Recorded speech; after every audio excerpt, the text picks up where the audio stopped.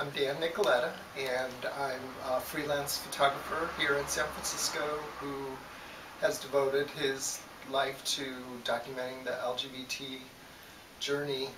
Um, and I got my start in 1974 at the age of 19 and a half when I walked into Harvey Milk's Castro camera store and was trying to figure out where I was going to process my Super 8 film. I was a filmmaker at the time. And I couldn't get over how friendly those two guys were. The first day I was there, they were super, super friendly. And I walked out and I was like, well, I'm definitely bringing my film there. They're great. They're like super friendly. And of course, I didn't have a clue that I was being cruised. So that was kind of a neat beginning, And I caught on very early that the place was just a very fun place to hang out, and I would. And I'd maybe drop off some film or maybe just be walking down the street and stop in to say hi. But I was like many people, that was a very sort of strong ritual.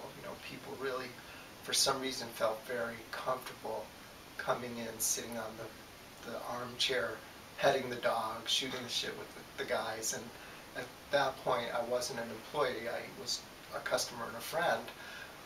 But a year later, I was walking down the street, and Harvey was standing in the doorway of the store, and he had a very serious tone in his voice, which was highly unusual. And he said, "Danny, can you come in? Scott and I need to talk to you." And I was like, what's up? This is strange. It's very serious. And he brought me in the back, and he sat me down, and he said, "We want you to come work for us. I'm going to run for office a second time, and we need an extra pair of hands around the store."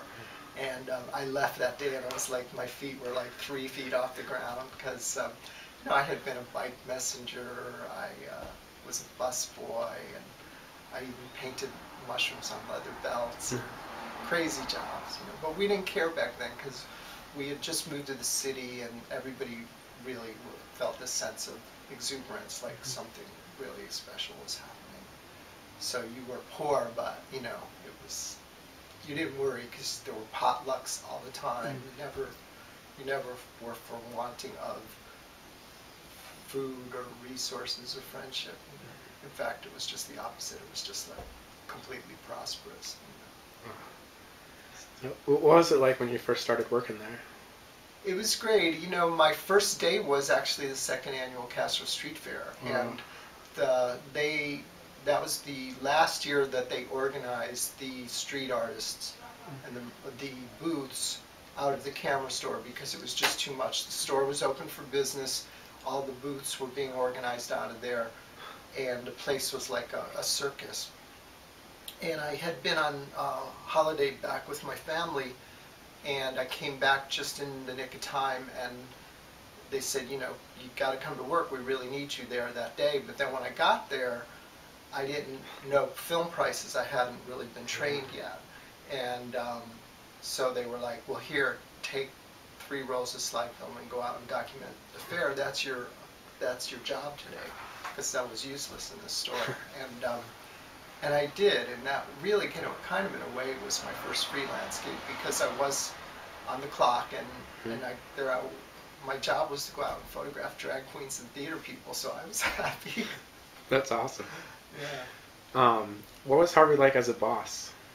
He was great. I kind of had an autonomy. He was pretty tender with me. He could be very intense with a lot of people, but for some reason that wasn't how we, responded to each other. So, but he was firm. I mean, I was late a lot, and they weren't too down with that.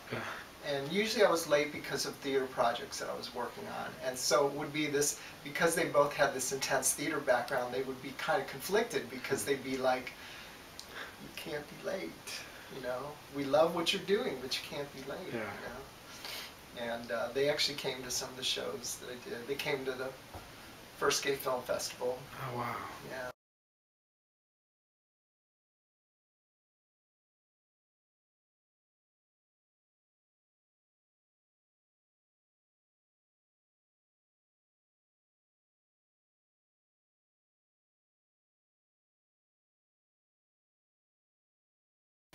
What was it like when Harvey was running for office?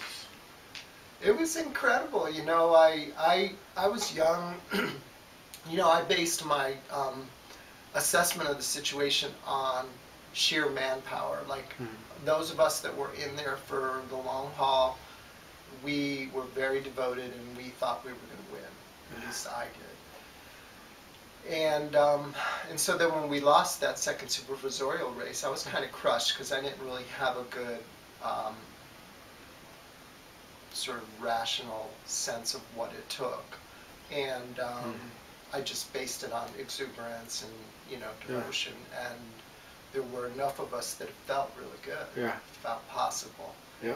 And so that was weird for me, and that was kind of a learning curve. And then the third time, well, then there was the assembly race, which we also lost, but we did better.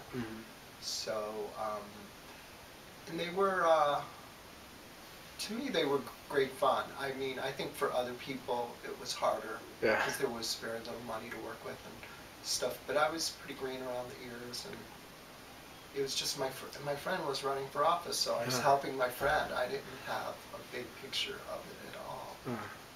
I was documenting it, and I kind of understood a little bit that what I was documenting was going to become historical. And really the marker for that is Anita Bryant's crusade against gay rights. And it's like as soon as there was this threat, I think all of us kind of pricked up our ears a little bit and was like, whoa, this is not just co-creating community here. This is a national movement, and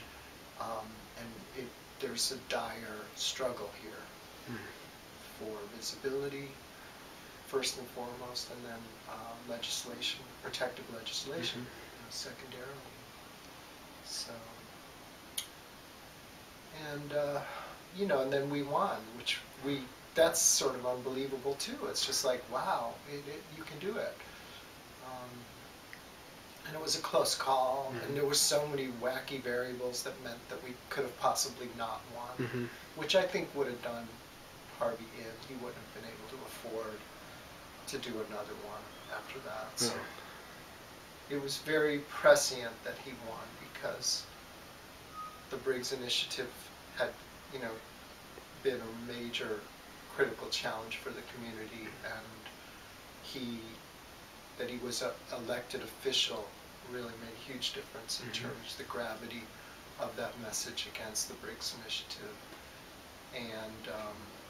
And then it seemed like, he was taken from us, and it was a very potent time. So it really does feel like so much it was such a watershed moment in many ways, because it was a short frame of time, and so much had happened. And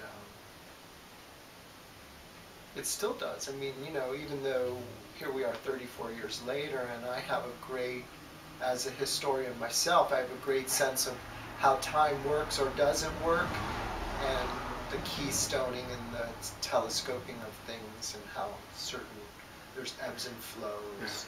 That was definitely a very potent time. And there's been others, but that was one of them.